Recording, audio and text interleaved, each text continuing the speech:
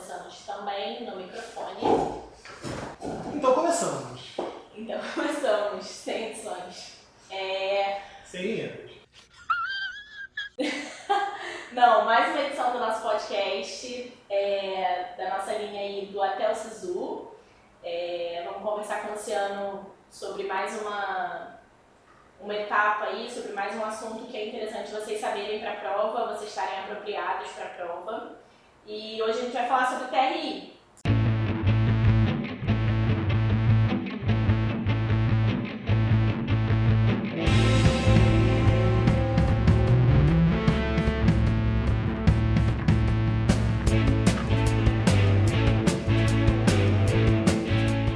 O que ele influencia, muda alguma coisa, é mais só detalhe ou é realmente preocupante e faz toda a diferença na prova. Então, tá. Como dizia Jack, vamos por partes. Vamos. TRI é Teoria de Resposta ao Item, né? Quando você pensa numa prova com base de TRI, você não pensa necessariamente em questões, você pensa em itens, né? Mas no que muda? O que não é o TRI? O TRI não é o que a gente chama de TCT, que é a teoria clássica dos testes. Então vamos começar de onde a gente conhece para depois ir para o que é um pouquinho diferente. A teoria clássica dos testes ela é usada nas provas comumente que a gente faz na escola, na faculdade, onde você tem lá as questões, cada questão tem o seu valor, podem todas ter o mesmo valor, podem ter valores, normalmente questões mais difíceis, mais complexas valem mais e por aí vai. E se você acertou aquela questão, você ganha aqueles pontos. Se você errou, você não ganha. Se você acertou um pedacinho, você pode ter um meio lá e tal. Mas o valor daquela questão, o quanto ela vale, essencialmente não muda, né? Então, quando a gente fala de TCT, a gente está pensando nessa prova mais normalzinha, mais fácil de entender. Acerto e erro. Acerto e erro, né? Quando a gente fala de TRI, a gente não está falando disso. A gente está falando de questões que mudam de valor dependendo do desempenho do candidato na prova. Então, uma determinada questão na minha prova pode ter um valor e na sua prova ter um valor diferente dependendo do que você acertou e do que você errou nas outras questões daquela prova. Então, basicamente, o TRI é isso. Para que o TRI foi pensado, né? O TRI foi pensado para você conseguir, primeiro, tirar um pouco do fator sorte da jogada. O TRI ele tenta não premiar, pelo menos, o chute, né? O acerto por acaso. Uma das grandes críticas que você tem com provas de múltipla escolha é que você pode chutar e você tem ali 20, 25% de chance de acertar. Eu diria que você tem bem mais, porque se você tiver pelo menos uma fração do conhecimento ali, você normalmente consegue ficar entre duas. Então eu diria que você tem pelo menos 50% de chance, se você não for leigo total naquele assunto, de acertar uma questão em múltipla escolha. E o TRI, como vai comparar o teu resultado naquela questão com outras questões, ele vai tentar descobrir se você chutou ou não. Como é que ele faz isso? Se você está acertando questões difíceis e errando questões fáceis, essas tuas questões difíceis vão valer um pouco menos. A gente pode até entrar um pouquinho no detalhe de como isso é feito, mas é basicamente isso, né? E se você acertou as fáceis e as difíceis, essas difíceis vão valer mais, porque também elas são difíceis e pouca gente vai acertar. Então a ideia é tirar esse fator sorte. E a outra questão importante do TRI é que ele está ali exatamente para ordenar os alunos, né? Isso. Então o Enem ele tem um discurso por trás muito de avaliação, né? Pode falar também qual é a diferença de avaliação para exame, mas ele tem esse discurso de avaliação, mas na verdade ele é um exame em todos os sentidos da palavra. Ele está ali para separar candidatos, ele está ali para segregar resultados e tentar colocar os melhores lá em cima e os piores lá embaixo. Uhum. E muita gente se pergunta, é uma dúvida das pessoas que fazem prova, o TRI dificulta a prova em algum momento? Ele é um processo que dificulta a prova ou ele não influencia em nada na prova em si? Não, a princípio ele não diferencia. Óbvio que se você não estudou e você vai depender do chute, ele vai dificultar para você, né? Mas aí não é porque o TRI está ali, é porque você não estudou e o TRI foi desenhado justamente para evitar o chute. Mas é mais difícil você montar uma prova no modelo TRI. Dá muito mais trabalho, porque aquelas questões elas têm que ser previamente avaliadas, elas têm que ser previamente classificadas. Você já tem que, você não pode tirar da sua cabeça, eu acho que essa questão é fácil, né? A forma como o INEP monta a prova do Enem, ele já tem que balizar previamente aquelas questões para saber quais são as questões fáceis, as médias e as difíceis. Então dá mais trabalho para quem está montando a prova, mas não necessariamente para quem está fazendo. Eles têm um banco de questão, né, de questões, e elas sofrem um pré-teste que eles chamam para fazer isso que você falou aí, selecionar o que é difícil, o que é fácil e o que é intermediário. Isso tudo começa com professores que constroem os itens, né?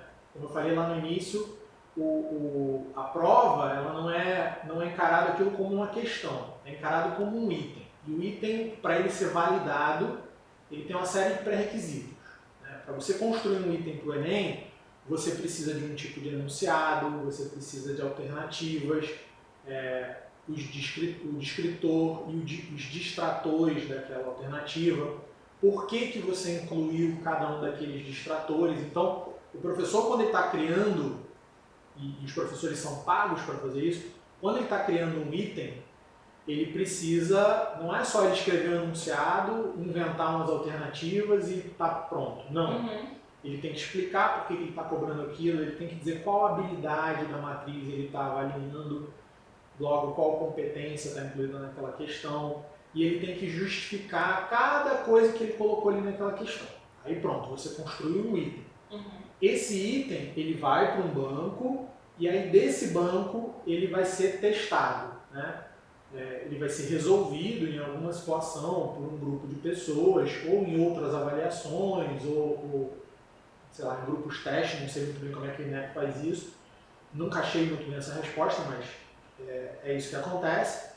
E aí, uma vez isso tendo acontecido, o INEP vai saber se aquela questão está classificada como fácil, médio ou difícil. Depois que eles têm essa classificação, aí eles vão montar uma prova que pretende-se que seja uma prova bem equilibrada, né? Para te dar uma nota naquela escala ali. Então, cada questão ela recebe um valor naquela escala de 0 a 1000. Essa questão é a questão 480, essa questão é a questão 520, essa é a questão 580, né? Então, ela vai ser posicionada na prova levando em consideração essa pontuação que ela tem.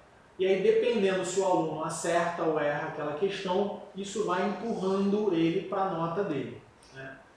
Quando você falou aí de habilidade, de competências, é por isso que alunos com notas, com acertos, quantidade de acertos iguais, não necessariamente tiram a mesma nota a partir do momento que, se ele está acertando uma questão que é além da habilidade que ele errou em outra questão, é considerado chute ou é considerado...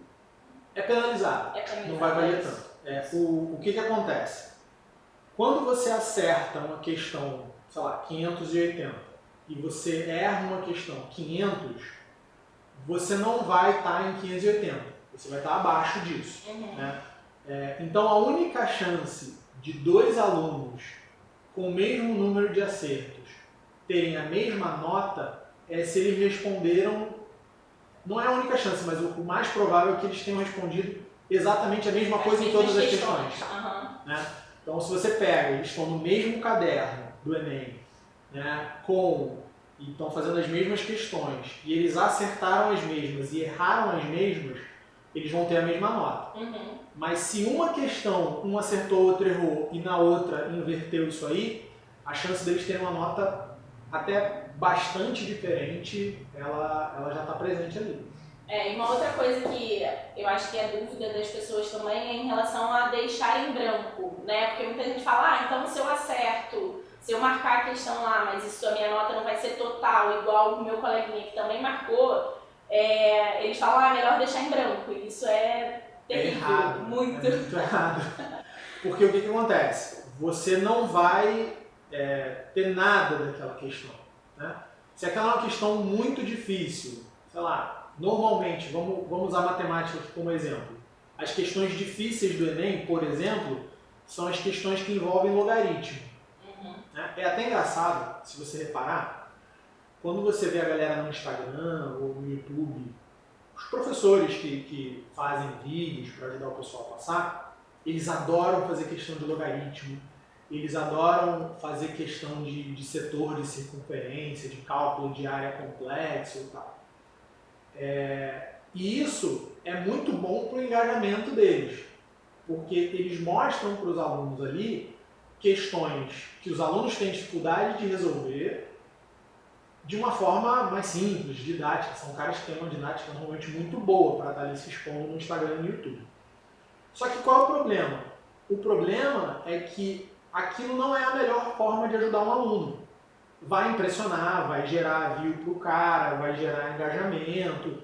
Ah, pô, nunca tive tanta facilidade de fazer um log na vida. Bacana, parabéns. Mas vale muito mais para um aluno o básico ficar cracaço em regra de 3, em proporção, em questões de conjunto, que mais simples, que normalmente são as questões que você vai ver lá como classificadas como fáceis. Interpretação de gráfico, né? Interpretação de gráfico. Porque quando você está lá calculando, resolvendo alguma coisa de trigonometria, calculando uma área de uma figura um pouco mais complexa, ou resolvendo um log, muito provavelmente aquela questão na tua prova é uma questão considerada difícil. Tá? Então esse é o primeiro ponto. A gente tem que focar em saber todas as passas. Né? Porque aí a gente já chega ali nos nossos 500, 600 pontos e o que a gente acertar das difíceis, a gente leva completo. Então até o nosso chute vai ser valorizado. Mas, se por acaso você errou lá alguma fácil, não prestou atenção, não estudou direito e tal, chegou na prova e acertou a difícil, você ganha alguma coisa. Isso, por isso que não deixar em branco. Não deixar em branco jamais, porque por mais que você não ganhe o ponto todo que você poderia, ou todos os pontos que você poderia naquela questão, você ganha alguma coisa. E vale a pena responder tudo. Normalmente, o que eu faço, né, quando eu faço prova? Eu tenho uma maneira de chutar. Eu não chuto de qualquer jeito e eu tenho um índice de acerto muito acima de 50% quando eu chuto. Né? Que eu acho que 50% é o mínimo. Só se você estiver completamente alheio àquele conteúdo que você vai ter uma chance menor do que isso. E normalmente você vai achar ali duas. Com o tempo, você pega a mão de como é que um professor constrói questão, como é que um cara constrói um item, e você já sabe mais ou menos quais são as pegadinhas, o que eles incluem ali. Você vai ficar entre duas, no máximo 3. 3 é muito raro até. E aí você tem outras manhas para tentar acertar. E aí você consegue acerto de, sei lá, média de 60%, 65% de acerto, mesmo chutando. Então, o que eu faço na hora da prova? Eu tendo a passar pela prova, resolvendo tudo que eu sei, o mais rápido possível, e aí eu volto naquelas questões que eu não consegui fazer de cara. E aí eu começo um processo de eu tentar me lembrar e tentar resolver de alguma outra maneira que tome mais tempo, mas que dá para resolver, ou eu começo a fazer esse processo de eliminação de alternativas. Em último caso, isso é raro, mas isso acontece com alguns candidatos, é o chute pelo chute. É marcar para não deixar nada em branco. Óbvio, aí você jogou em 20% ou menos, né? Porque aí entra a lei de Murphy também, né? Tem 5 alternativas ali, você vai chutar 10 questões, você vai acertar uma. Né? Porque vai errar tudo, porque, sei lá, o que acontece. Estatisticamente não é o que se espera, mas acaba acontecendo. Mas você vai ter lá seus 20% de chance. Então, daquelas questões que você não conseguia fazer na prova, você vai ter 10%, 12%, 15% daqueles pontos. Espera-se. Então, é pouco, mas... é alguma coisa. Com certeza. Tem gente que fica fora por 1 ponto, por meio ponto, por 1,25. Então, faz diferença. Faz diferença, com certeza. Eles falam muito também sobre... existe eu acho que a maioria dos estudantes não sabe disso, mas existe um mapa, né? Tipo, o INEP ele tem uma régua que ele mostra para você o mapa dentro de cada área de conhecimento, quanto vale cada conceito dentro daquela disciplina, né? Dentro daquela área de conhecimento. Então, acho que para você identificar dentro da prova o que você... mas eu não sei o que é fácil e o que é difícil. existe um mapa e você sabendo os conhecimentos, os conceitos, você consegue melhorar seu desempenho A na primeira prova. coisa que eu acho importante todo mundo entender é a seguinte: as provas não nascem iguais, tá? Então, eu sei que o pessoal fica muito naquela neura de poema específica, que vai ter peso 2, peso 3, peso 1,5 e tal, dependendo da universidade que o cara quer ir, eu entendo. Mas a nota que você consegue tirar em matemática, ela é sempre muito maior do que a nota que você consegue tirar em humanos. Teoricamente, a escala do TRI ela vai de 0 a 1000, mas a nota que você pode tirar na prova, ela não vai de 0 a 1000. Sim. Né?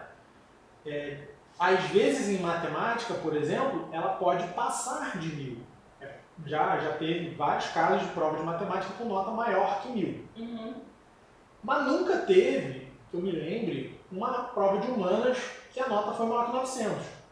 Né? Então, humanas, coitadinha, não é nada disso, é só a gente analisar friamente. Então, eu posso somar 900 pontos em matemática, sem nem precisar acertar tudo, mas eu nunca vou chegar em 870, 880 em humanos, é muito difícil.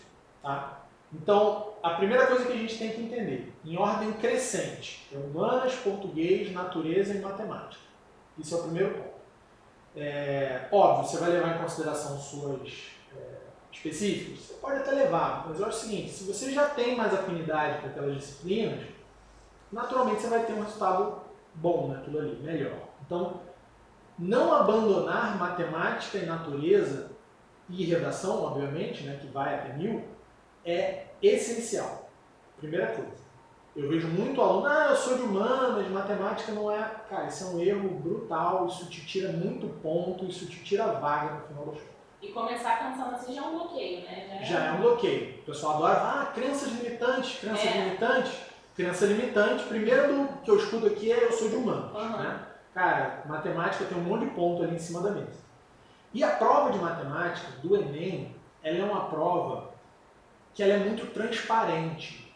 Ela te mostra de cara o que é questão fácil e o que é questão difícil. Como eu te falei, trigonometria e logaritmo e áreas complexas em geometria, aposta que ela está classificada como difícil. A chance de você acertar é altíssima.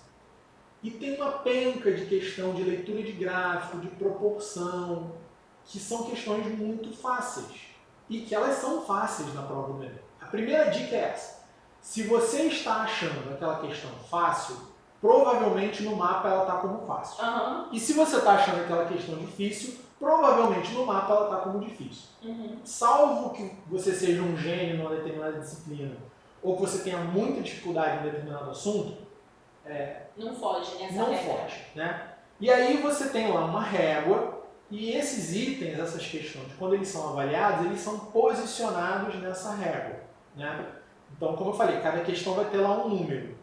Então, se você veio acertando todas lá de baixo, de 300, 400, 500, blá blá blá, parou no 600 e errou todas acima, sua nota é 600. Se você acertou a maioria abaixo dos 600 e acertou uma ou duas acima dos 600, a sua nota vai estar ali entre 590 e 615, por aí vai. Já é diferente do primeiro caso que você falou, já é provavelmente menor do que o primeiro caso que você falou. Depende de quanto você vai acertar acima, se elas estão muito acima, de quanto você errou abaixo, se elas estão muito abaixo. Agora, se você acertou tudo para cima de 600 e errou tudo para baixo de 600, você não vai fazer nem 600, muito provavelmente, entendeu?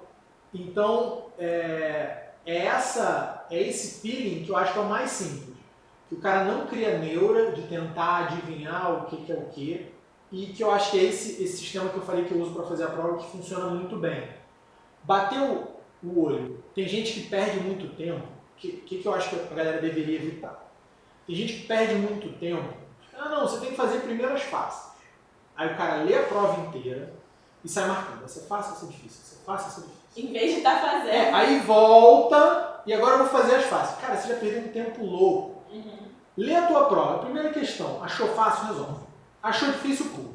Segunda questão, achou fácil, resolve. Achou difícil, pula. Pum. Sensacional. Fez a prova toda, aí você volta. Essa aqui eu já resolvi, essa aqui eu não resolvi. Dá para eu resolver? Eu posso brincar, tá, gente? Eu posso brincar com isso porque meu pai é português, eu tenho passaporte, então eu posso brincar. É o método lusitano, né? Então, cara, você esqueceu a fórmula, né? Dá para deduzir, dá para ir fazendo conta. Por exemplo, questão de PG, de PA. Dá para resolver somando. Ah, não lembro a fórmula? Dá para somar. Vai perder tempo. Vai perder tempo? Mas, tipo, você já fez tudo que você sabia, né?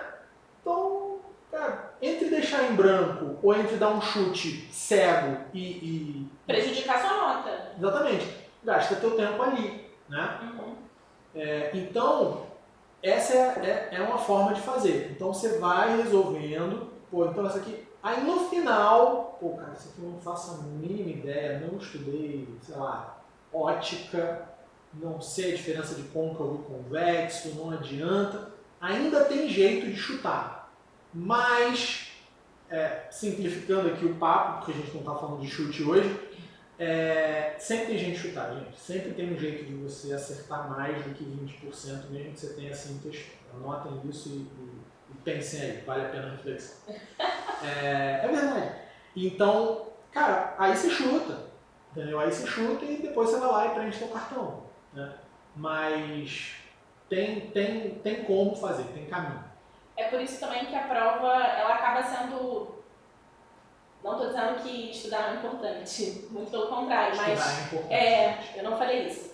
Mas você ter um conhecimento sobre a prova que você está fazendo também é importante. Não só ir para uma prova sem saber que tipo de prova você está fazendo. Claro, uma das principais formas de você se preparar para qualquer coisa é você viver aquela coisa antes, né? Então, isso é um mantra nos esportes, nunca estreie em tênis no dia da competição. Não faça isso, tá? Se você tem um equipamento e você vai praticar um esporte, você já tem que ter treinado com aquele equipamento. A primeira vez que você participa de uma competição de judô, de tênis, de karatê, de futsal com plateia, é diferente do teu treino, né? Aquela velha máxima, treino é treino, jogo é jogo. Então, prova é a mesma coisa. Resolver questão em sala de aula é uma parada. Fazer um simulado a sério já é outra parada. Fazer a prova é a terceira parada completamente diferente. Então, a gente tem que estar preparado o máximo possível, viver o mais semelhante possível daquela realidade quando a gente está se preparando. Então, não vai ter a mesma pressão? Não vai ter a mesma pressão. Não vai ter o mesmo ambiente? Não vai ter o mesmo ambiente. Aquela sala onde você vai fazer a prova é única daquele lugar e tal, com aquelas pessoas. Mas o tipo de prova você consegue conhecer muito bem antes. Então, só de ler sobre a prova, só de entrar no site do INEP, só de ler manual do candidato, mesmo que seja de edições antigas, de pegar uma prova antiga e resolver aquelas questões, você já está se preparando de uma forma diferente. Você já está se habituando àquilo ali. E isso é uma coisa que a gente fala quando a gente fala de técnica de estudo, que é o seguinte, a informação ela tem que ter onde grudar. Né? E para a gente ter atenção, a gente precisa ter familiaridade antes. Então, vocês já experimentaram pegar um livro com um vocabulário muito acima do teu nível, pode ser um livro em inglês, por exemplo, né? Ou um livro mesmo em português, escrito há muito tempo atrás, que tem um vocabulário um pouco diferente e tal, e vocês já experimentaram sentar para ler? Dá vontade de pegar um dicionário e botar do lado, é uma leitura cansativa, é difícil você manter a tua atenção, né? Por quê? Porque você não está acostumado com aquilo. Então, a prova é a mesma coisa. Então, pode parecer besteira, mas ler sobre a prova é importante. Entrar no YouTube, ver vídeos sobre pessoas que já fizeram, falando da prova, é importante. Te ajuda a saber o que esperar daquela prova. E é um pouco isso que a gente está tentando fazer aqui para vocês, né? É falar um pouco da prova, mas aí o pessoal tem que entender que eles precisam ir um pouco além. Sim. Né? Eles precisam também estudar por conta própria. Vou filosofar agora. Algo que eu leio só é meu se eu tornar aquilo meu. Como é que eu torno alguma coisa minha? Não sendo um mero repetidor daquilo. Então, eu preciso ler alguma coisa e eu preciso, pelo menos, reformular aquilo com as minhas palavras. Se eu consigo, é o famoso, a resposta é essa, mas fala diferente. Se eu consigo dar a mesma resposta com outras palavras, eu já comecei a me relacionar com aquele conhecimento ali. Então, assistam o vídeo, mas tentem explicar para alguém que vocês conhecem. Isso vale para o tipo de prova, isso vale para algum conteúdo que você tem um pouco mais de dificuldade. Tenta reformular aquilo de alguma forma. E, obviamente, já que a gente tem a chance, pega uma prova antiga, senta para resolver, pega um simulado, mas para fazer a vera, assim, com aquela vontade, tipo, quero acertar o maior número de questões possíveis, quero tirar a melhor nota naquele negócio. Quero ver onde eu estou mal, né? Quero acertar mais do que eu acertei da última vez. Uhum. Quero ver o que eu vou errar, com alguma expectativa. Ser honesta no processo. Exatamente, porque isso vai te transportar um pouco mais para a condição de fazer a prova. Isso que você falou, eu lembrei de uma coisa que eu vi, que não é um processo passivo, né? Não é tipo, vou absorver, o verbo não é esse, né? Tipo, absorver é uma coisa ativa. Você não é uma esponja que vai jogar água e você tá pegando aquilo ali. Você tem que trabalhar aquilo ali. De jeito nenhum. Reter conteúdo, a gente tem memória, óbvio. A nossa memória ela tem limites e a gente pode expandir esses limites, né? Então, para reter conteúdo, primeiro, não pode ser só bonitinho, ele tem que ser relevante. Então, a gente nunca vai pegar um conteúdo ou um sofá e só porque é bonito comprar. A gente Pelo menos não deveria. Primeiro, a gente tem que saber se cabe na casa da gente, né? Segundo, se vai ter utilidade, né? Então, quando a gente está estudando alguma coisa, é a mesma coisa. Cabe aqui, tem utilidade? Vou usar ou eu estou só acumulando coisas, né? Então, isso é essencial. E aí eu vou me relacionar com aquilo de alguma forma. Eu vou me apropriar daquilo de alguma forma.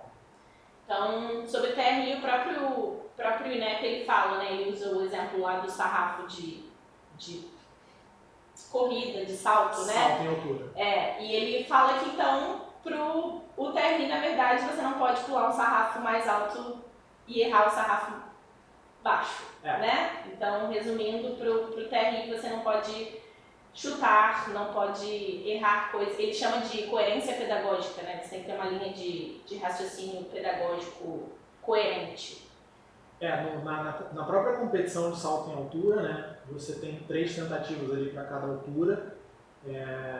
E se você quiser aumentar a tentativa seguinte sem ter acertado a anterior, você é punido. Por quê? Porque você não ganha novas 3 tentativas. Você usa a tentativa que você estava na altura anterior. Então, se você já errou uma vez e você pede para aumentar a altura, você só tem mais 2. Uhum. Você está sendo punido de alguma forma, né? E a lógica é um pouquinho essa mesmo. É uma boa analogia.